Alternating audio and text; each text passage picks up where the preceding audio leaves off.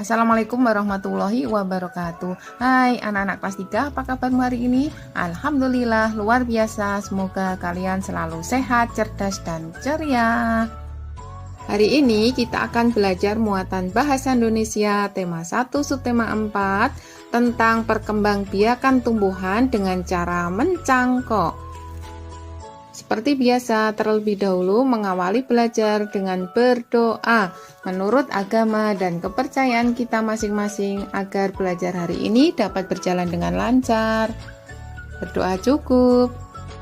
Bagi kalian yang baru bergabung di channel ini, silahkan untuk tekan tombol like, subscribe, and comment, dan jangan lupa dinyalakan loncengnya agar kalian tidak ketinggalan jika ada video baru.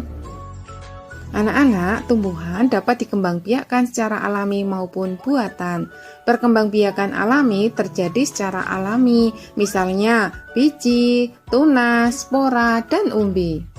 Terus yang dimaksud perkembangbiakan buatan itu apa ya? Perkembangbiakan buatan adalah perkembangbiakan tanaman dengan bantuan manusia. Perkembangbiakan buatan diantaranya dapat dengan cara yang pertama mencangkok, kedua stek, ketiga menempel. Mencangkok tanaman adalah cara paling murah dan mudah untuk mengembangbiakan tanaman. Apa itu mencangkok?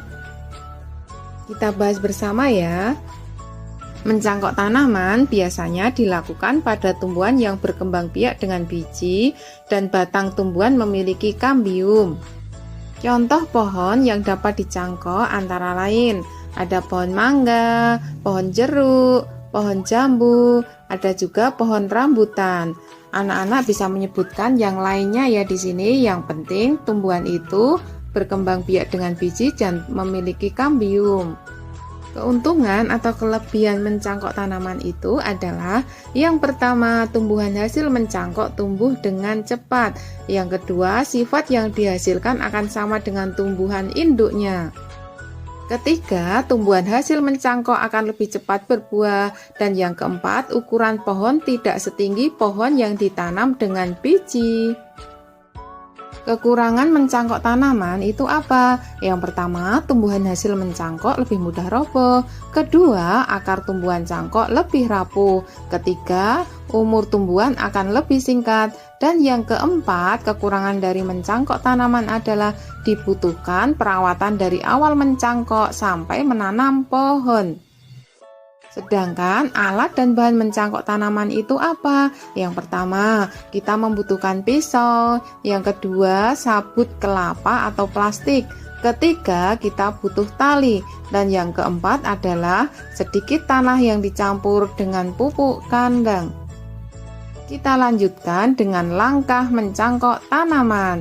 Yang pertama adalah kita pilih cabang atau dahan pohon dengan ukuran sedang, lalu kupas dahan hingga bersih dari kulit dan lendir, kira-kira sepanjang 5-9 cm.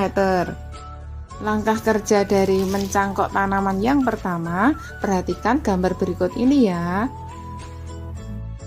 Langkah mencangkok tanaman yang kedua adalah tutup luka pada dahan dengan tanah subur yang sudah dicampur dengan pupuk kandang.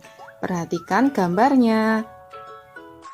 Hati-hatilah dalam menutup luka pada dahan dengan tanah subur yang sudah dicampur dengan pupuk kandang agar hasilnya lebih maksimal.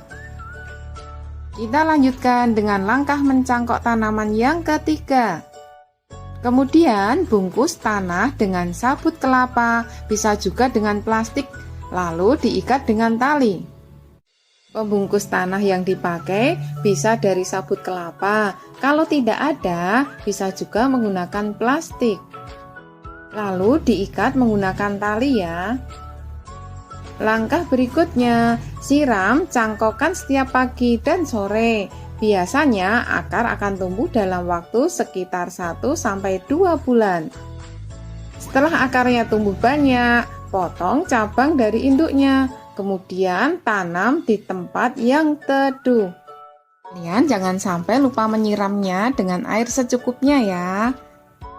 Demikianlah materi hari ini tentang perkembangbiakan tanaman dengan cara mencangkok. Semoga kalian sudah memahaminya. Mari kita akhiri belajar dengan berdoa menurut agama dan kepercayaan masing-masing agar memperoleh ilmu yang bermanfaat.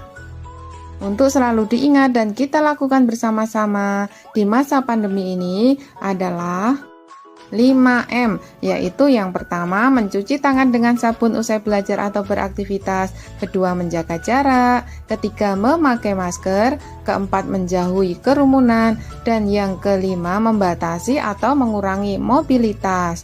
Selamat belajar dan tetap semangat. Wassalamualaikum warahmatullahi wabarakatuh. Thank you for watching.